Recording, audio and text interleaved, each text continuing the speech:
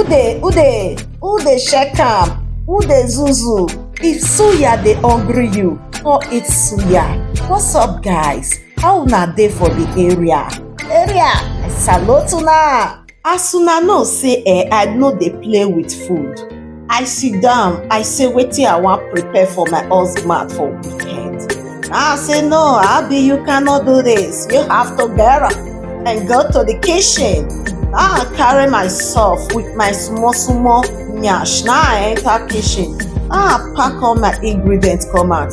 Now I start to dey cut everything on a cut table because the vegetable are lot.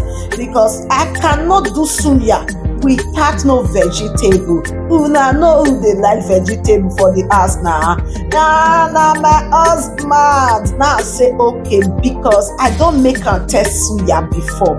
He come like the suya ingredient. He say wow, this one na another taste. Say he like am. Now I say okay because when me dey come back from Romania, that was 2 months ago, I buy suya ingredient carry follow body because the one wey pepper dey, my husband no dey eat pepper. Now I buy the one wey be say pepper no dey, that is plain suya ingredient. Now I say okay, before I start to dey make the suya, make I first prepare vegetable. This one na my bread prawns when I dey prepare. So I put garlic, I put this leaf wey dem dey call sedano for Italy, I put salt, I put onions and oil. So I go use my hand take mix am together because where this bread prawns dey go, I wan use am take make my vegetable. Then I go mix am wella. I come dey break my egg. So I need some egg, maybe like 4. Okay, after I don break am finish, I will put salt. I go mix am together wella. Then all these ones na my vegetable when I don cut: tomatoes, cucumber, blah blah blah. I dey fill am small with the egg wey be say I don break. Then put bread crumbs inside the tomatoes because for the countryside na so we take dey cook am for restaurant for Italia. That is tomatoes bread crumbs.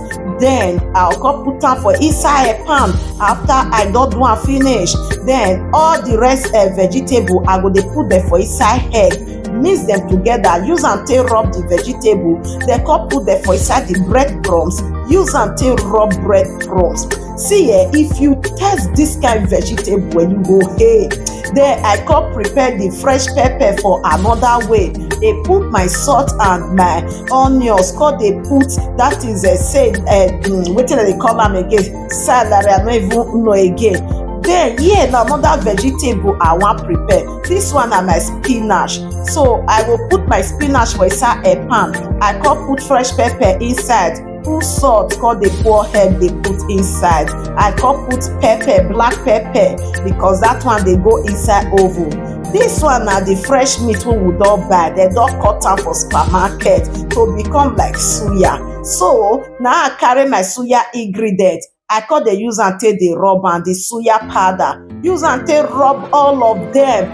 Then put am for inside a pan, put onions, put small salt. See am now, see the outcoming. My food don prepare. Mona see suya don ready. Everything was baked and my potato was baked. Mona see the outcoming. Walai, when I give this food to Obi, my husband say, oh, I know say na chef now I'm married, but I don't know say I married the best chef ever.